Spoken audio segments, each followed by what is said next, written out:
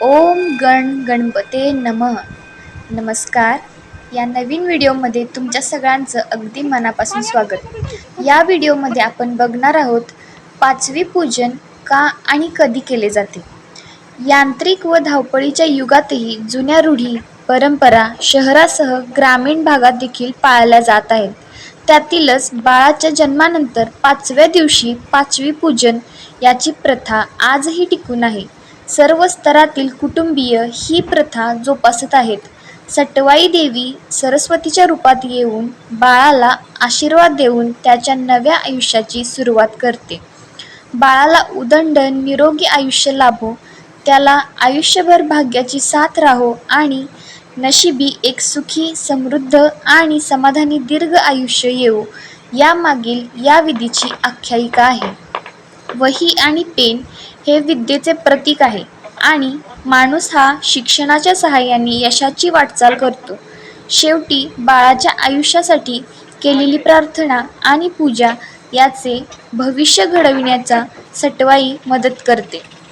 प्रसूतीनंतरच्या पाचव्या दिवशी ही पूजा करतात, म्हणून पाचवी पूजन असे पारंपरिक रूढी झालेली प्रथा आजच्या धावपळीच्या युगात टिकून असून ग्रामीण भागात जुन्या जाणकार महिलांच्या सल्ल्याने विधी पूजा होत आहे. प्रसूतीनंतर पाचव्या दिवशी मांडणी करून पूजेनंतर सटवाई ही बालकाचे भविष्य लेखन करण्यासाठी देवता आहे. पारंपरिक रीतिरिवाज नक्षी काढून पाट सजविण्यात येऊन बाळाची पूजा करून अखंड दिवा तेवत ठेवण्यात येतो. पाचवी पूजनाच्या दिवशी देवी बाळाचे भविष्य लिखित करते असा समज ग्रामीण भागात रूढ आहे. त्याच्या भविष्यात सुखदुःखाची घटना घडल्यानंतर हा सठीचा टाक होता असे बोलतात. बाळ जन्माला आल्यानंतर पाचव्या दिवशी हा विधी करून सटवाई देवी बाळाच्या दीर्घ आयुष्यासाठी भविष्य आजमावते. या उद्देशाने हा विधी पारंपरिक पद्धतीने करण्याची प्रथा रूढ आहे. आजही ती पाळली जाते.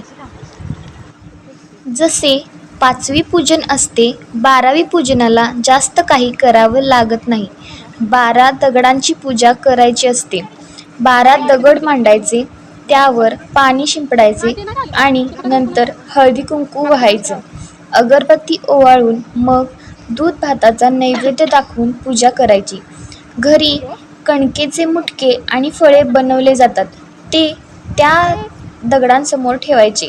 ते दगड म्हणजे सटवाई देवीचे प्रतीक असे मानले जाते आणि बाळंतिणीने या पूजेसमोर बाळ ठेवून त्याच्या दीर्घ आयुष्यासाठी देवाकडे प्रार्थना करायची असते.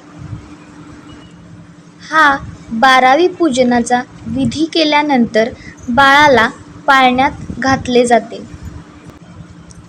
हा व्हिडिओ शेवटपर्यंत पाहिल्याबद्दल धन्यवाद.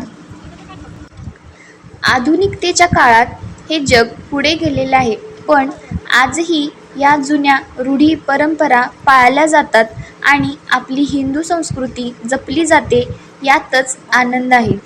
हा व्हिडिओ जर तुम्हाला महत्त्वपूर्ण वाटला असेल तर व्हिडिओला लाईक करा, चॅनलला शेअर करा आणि सबस्क्राईब करा.